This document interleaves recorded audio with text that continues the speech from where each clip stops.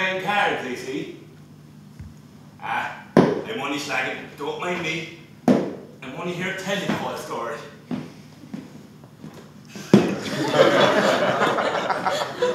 As to why they ask me, I can only guess, but sure, maybe it's that I'm knowing around town, or, well, you know yourself. But seeing you playing cards there reminds me of the crack we had ourselves. Sure, weren't we playing cards in the grass ourselves? Anyways, I was an extra, you see, in 1968. In Alfred, that is. But I should start at the start. Castle Hackett is where we set the studio up. Big, massive studio, if memory serves me correctly. Like Hollywood in the West. Yeah. Mighty stuff altogether. Well, we'd never seen the like. You see, you have to remember, this is Galway in 1968. Times are harder. Harder than they are now. You think things are bad?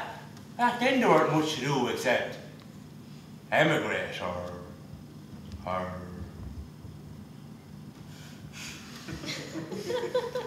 So you can imagine the excitement when MGM rolls into town with their stars and their racket.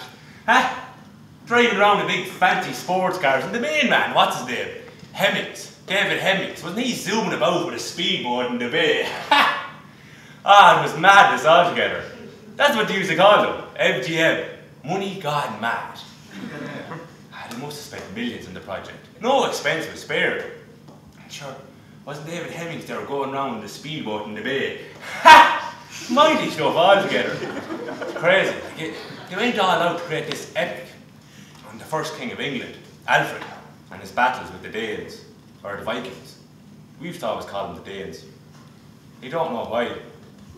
But anyways, half of all of it was going around wearing beards to get a part in the film. Because you see, there was hundreds, if not thousands, of parts needed. For the warrior scenes, you see. It was mostly students and the soldiers over the barracks beyond the Benmore. Well, it was a massive thing altogether. But the film was a flop. Don't ask me why. I did well out of it though. Got enough to put a deposit on my first house, so that was grand. You see, they came here for the rain, that and the lack of telephone poles. You see, they wanted to create this dreary, wet, comet landscape. It looked like the Wessex of King Alfred's time. So they set up in places around Castle Hackett, Kilcrease area. They even drew a big, massive white horse on the side of Knockmah Hill. It's a massive operation. And they were busting extras all over the place. And the catering. Everything came in barrels. There was barrels of sausages, barrels of rashers, barrels of burgers. Sure, we never even tasted a burger in our lives. See, you have to remember, this is Galway in 1968. Money was scarce. Scarcer than it is now. And then MGM rolls into town with all their glamour. Most of us turned into alcoholics, remained that way to this very day. Me though, I put my money in my first house. That'll show you what kind of money was around then. And we were just students, you see. Most of us wanted to go away, go abroad, go to America or go to England for work. There was no work here. And they were going mad, waiting for clouds and rain, and the summer of 1968 being the warmest summer in living memory. So they were filming out beyond in Castle Hackett and Kilcrease. They even drew a big, massive white horse on the side of Knockmah Hill. It was a massive operation. But you see, the soldiers and the students didn't like each other. The students were the Vikings and the soldiers were the Normans. Anytime there was a fight scene, by Jesus, they really went for it. Ha! Massive operation altogether. Remember we did one scene, big battle scene. Waiting all day, and then we got the call to run down this big, massive hill. Thousands of us, and horses and everything. Then halfway down the hill we see the director going mad, shouting, "Cut, cut, cut, cut, cut!" Wasn't one of the Vikings wearing glasses, huh? And sure, there was plenty of anachronisms, you know, like wearing glasses and stuff like that, and wearing watches. So that's why people said the film was a failure. They don't know about that. Another reason was that maybe David Hemmings, the main fella, real ladies man, but sure he was only that high. Hardly the look of a medieval king about him. But he was a star. There was others too, like Ian McKellen, Michael York. But this Hemmings fella, real ladies man, always had to have a woman sleeping with him every different night. And this one time he broke his jaw falling off the horse. Him and Jim were worried then that maybe he wouldn't be able to go on.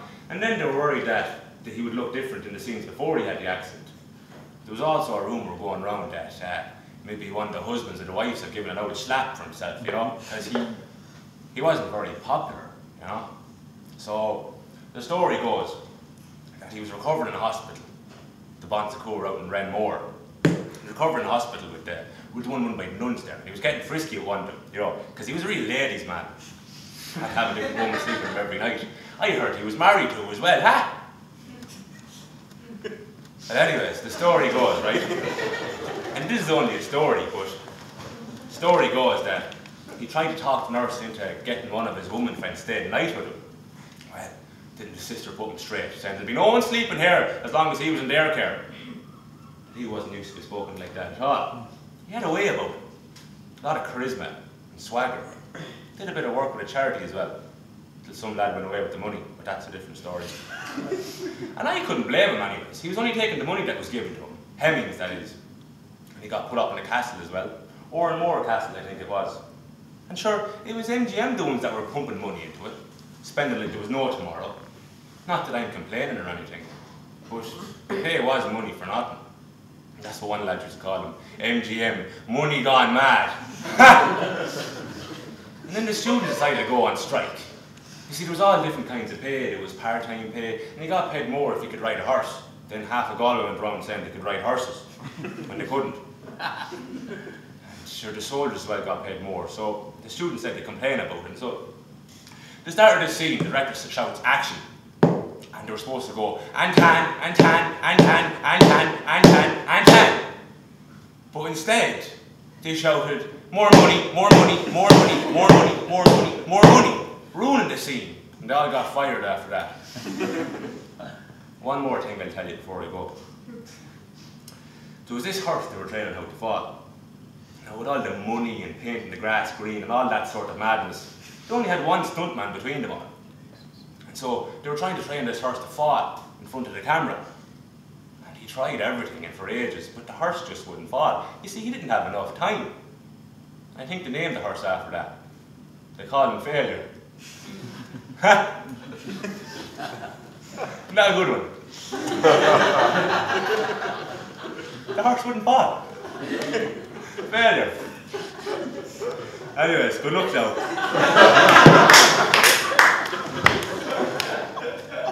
You wouldn't give me a hand there, would you? You alright? Correct. I'll give you a hand as well. Come on. You have a few scoops last night. Oh, sorry, did you? Yeah. Did you? So you did. Make sure. And a few whiskeys as well. Don't wish you back.